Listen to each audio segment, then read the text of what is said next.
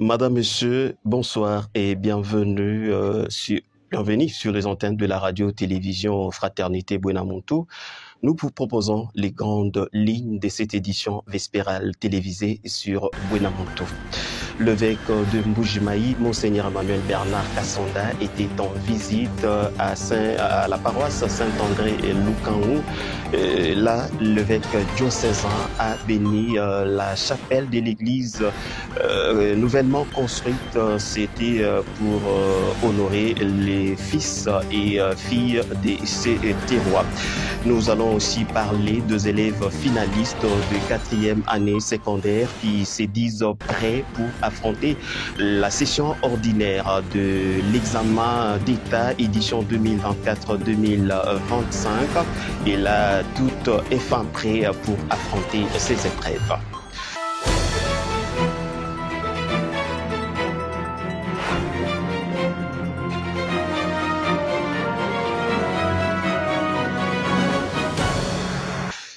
Ouvrons ce journal vespéral par justement l'activité menée par l'évêque diocésain Monseigneur Emmanuel Bernard Kassonda pour vous dire qu'il était en visite pastorale à la paroisse Saint-André Lukaou. Nous sommes dans les territoires du Katanda. Là, Monseigneur Emmanuel Bernard Kassonda a béni l'église chapelle construite avec l'aide du fils des Séquois. Il s'agit bien de Maître Crispin Longy. Suivez ces reportages. Enfin, l'église paroissiale Saint-André de Lukaou a été bénie dimanche 20 juillet dernier.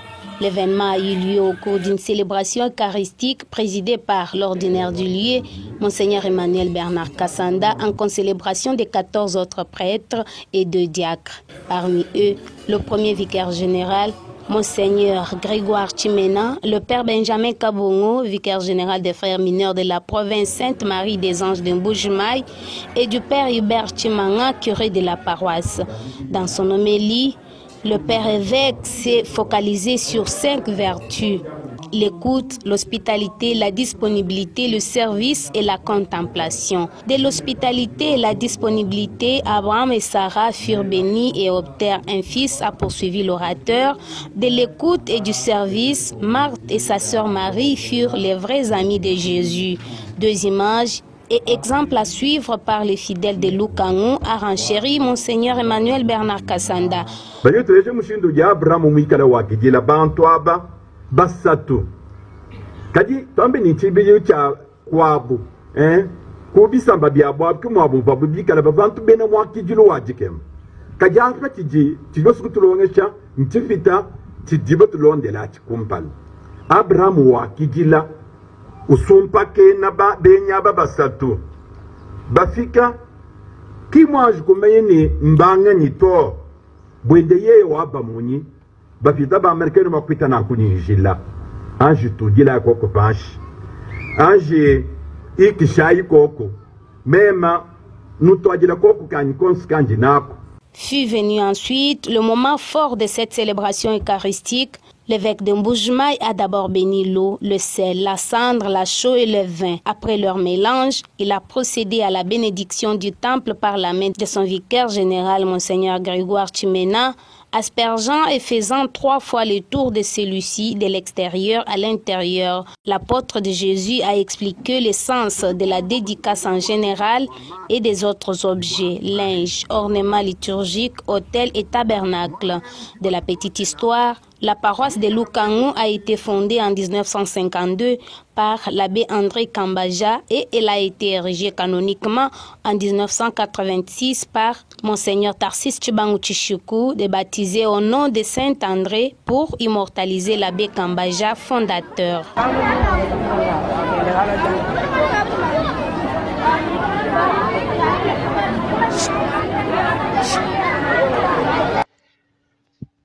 Poursuite ce mardi 22 juillet 2025 de la deuxième journée des colonies de vacances des Kizito annualité du diocèse de Mbujimaïka à l'Ancity Caroline Baron. Nous sommes à Loukelenge. Tout a commencé, c'était le dimanche 20 juillet 2025, nous dit l'abbé Pascal Chimanga. Suivez cette interview. Oui, je confirme que c'est depuis hier, à partir des 19h, que nous avions fait l'entrée à l'école Caroline Baron pour débuter nos assises ou notre colonie de vacances 2025. Oui, cette année, nous avions prévu, premièrement, il y aura des conférences qui seront portées sur le thème de l'année pastorale, la nouvelle réévangélisation. Il y aura aussi la célébration eucharistique, il y aura les chapelets, il y aura les jeux de football, il y aura aussi des jipping pour les Kizito annualité et tant d'autres jeux prévus pour une colonie de vacances. Voilà, c'est le début qui a montré que tout est mis en marche, donc tout ira bien, voilà. Clôture vendredi 28 juillet 2025 de l'atelier de formation de Padrid. Cette formation de journaliste point focaux du Kasaï oriental a eu pour cadre la salle multifonctionnelle genre PEMKAO. C'était du 16 au 18 juillet 2025. Regardez ces reportages de Jean-Victor Ngeleka Bilonda sur vos antennes. Mise en œuvre de la stratégie des communications du programme d'appui au développement rural inclusif Padrir, il s'est tenu un atelier de renforcement de capacité des journalistes point focaux du programme représentant des OAC du Kasaï oriental et de la province Telomomi du 16 au 18 juillet 2025. Cadre choisi, la salle polyvalente du centre multifonctionnel genre dans la commune de Bipemba sur le site PEMKAO. Il a été facilité par deux experts de la cellule des communications de Padrir, Sahel Landou Vangou et Bob Kataï. Au cours de la première journée, les participants ont visité la ferme agro-pastorale Sidim à Benantumba, localité située à 25 km à l'ouest de la ville de Mbujimaï, dans le territoire de Lupatapata. L'ex-Mwanza responsable de la ferme explique ici les activités qui y sont menées. Ici, nous avons fait le choix du secteur agricole où nous sommes en train d'entreprendre pour produire les vivriers. Les vivriers, nous les avons, les vivriers de semences et les vivriers de consommation, parmi lesquels nous avons les spéculations maïs avec toutes les différentes variétés, et les maniocs, aussi les différentes variétés parmi lesquelles Obama, ici où nous sommes, c'est Obama. Il y a aussi Bankana qui est de l'autre côté. Et nous faisons aussi les soja, la variété Afia, c'est celle-là que nous produisons, ainsi que les maraîchers, enfin les cultures maraîchères. Et Padrir aussi est notre partenaire d'appui matériel. Et souvent, il nous appuie à renforcer nos capacités matérielles. Par exemple, la fois dernière, nous avons bénéficié des arrosoirs, les paisons, c'est communément appelé balance. Quand on est dans la production des semences, le premier matériel, ce sont les semences de base. Trouver la semence de base, c'est un problème. C'est une semence qu'on cherche toujours à l'INERA et à très cher. Quand on est avec Padrir en partenariat, c'est Padrir qui nous apporte cette semence-là. Et quand on en a, directement, on ouvre la voie de la multiplication. La deuxième journée a été consacrée aux notions sur la communication et sur des techniques de filmage. Au cours de la troisième et dernière journée, les participants ont de prime abord été entretenus sur le partenariat entre Padrir et 13 médias de la République démocratique du Congo. Il s'agit bien sûr de médias installés dans la zone d'intervention du programme par Sahel Landou, consultante en communication de Padrir. Et pour sa part, Bob Kataï a parlé des techniques d'interview et des tables rondes radiophoniques. Joseph Damien Moutebakalala, coordonnateur national du projet, a demandé aux participants de mettre en pratique les notions apprises pour vulgariser le travail abattu par le Padrir. Vous avez été formés, nous avons mis les moyens pour cette formation. Mais tout ça, ce n'est pas pour le mettre dans la valise et puis ça tombe dans les oubliettes. Donc l'idée pour nous, c'est que vous avez réussi, mettez-les en œuvre. Moi, je serais content. Mais si, après tout ça, on n'entend rien, on se dit alors tout ça pour ça. Donc on a investi pour rien du tout. Mais je pense que ça ne sera pas le cas. Merci une fois de plus. Mettez en pratique ce que vous avez dit, nous attendons dans l'œuvre. Exeta 2024-2025, les élèves finalistes de 4e année secondaire se disent prêts pour affronter cette session ordinaire prévue du 28 au 31 juillet 2025 sur toute l'étendue de la République démocratique du Congo et particulièrement ici au Kasaï oriental. Suivez quelques réactions des élèves rencontrés. Côté préparation, ça avance bien. Au niveau de l'école, on vient presque tous les jours, du lundi au vendredi. Il y a des professeurs qui s'amènent avec des carnets, ils nous expliquent, ils nous donnent des idées sur comment ça va se présenter. Personnellement, à la maison, on a pris mon téléphone, histoire que je puisse me préparer. Et moi, là, je suis déjà morale 100% pour les examens, je suis prête. Et tu t'attends à quoi? Bon, je ne peux pas me dire que je suis déjà, je sais déjà tout ce qu'on peut poser, mais je m'attends à un examen difficile parce que je sais que ça ne sera pas facile. Depuis il y a 2 semaines passées, on se prépare déjà pour les examens.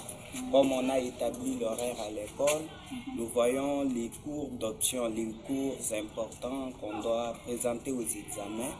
Alors, c'est pour cela que vous nous voyez chaque jour ici à l'école, on s'apprête pour ces examens-là. Alors, comme les examens vont débuter ce lundi, nous croyons qu'on nous a bien formés, comme on dit que la répétition est la mère des sciences. Nous croyons que nous avons bien maîtrisé par là. Nous sommes au fur et à mesure de se défendre ces jours-là. Bon, je m'attends à faire un grand pourcentage parce qu'ici, nous croyons qu'il n'y aura rien qui va nous dépasser. Peut-être s'il y a eu des complications, mais je suis sûr et certain que notre école fera de sorte à ce que nous puissions réaliser de bons pourcentages. Clôture ce samedi à la salle du centre de formation Pokolo Wamoyo dans la commune de la Conchi de la formation sur la gouvernance inclusive pour un développement durable. Paulin Grace Kassonga, cet atelier a réuni les femmes leaders venues de différentes structures des Mbujimaï. Regardez ce reportage. Le réseau des radios associatives et télévisions de proximité du Kasaï a organisé un atelier de formation de 3 jours à la salle du centre de formation pour le développement Pokolo Wamoyo, réunissant des femmes leaders autour du thème important de la gouvernance inclusive pour un développement durable. Cet événement a été l'occasion d'échanges enrichissants, de partage d'expériences et de construction des réseaux entre participantes. Les 3 jours de formation étaient rythmés par des sessions interactives, des conférences inspirantes et des travaux en groupe. Les participantes ont eu l'opportunité d'identifier des femmes leaders issues de divers domaines, qu'il s'agisse de l'économie, de la santé, de l'éducation ou de l'environnement. L'objectif était clair, mettre en lumière ces modèles et les désigner comme coach-mentor pour accompagner d'autres femmes dans leur parcours professionnel. Les travaux en groupe ont été particulièrement édifiants. Les participantes ont collaboré pour dresser un portrait des femmes leaders dans leurs communautés respectives. Elles ont échangé des idées sur les stratégies à adopter pour encourager et soutenir l'émergence de nouvelles femmes leaders. Pour clore cet atelier, le président du conseil d'administration de Rateproca a souligné l'importance de la gouvernance inclusive comme levier de développement durable. Isaac Lambert Mbouikana a encouragé les participantes à continuer à s'impliquer activement dans leur communauté et à devenir des vecteurs des changements. Nous voulons saluer l'abnégation et le sacrifice de toute l'équipe du Rateproca qui a travaillé nuit et jour avec à sa tête le coordonnateur de Mwamba. Bien que de loin, il a pris une grande part de ce travail. Nous passons également à remercier les centres caractères et l'UQED pour leur appui financier. Nous voulons saluer tous les intervenants à cet atelier parce qu'ils avaient été à la hauteur plutôt de prestations pendant les exposés qu'ils avaient reçus. À vous les participantes, nous disons merci parce que vous avez été assuivis et vous avez participé activement à cet atelier.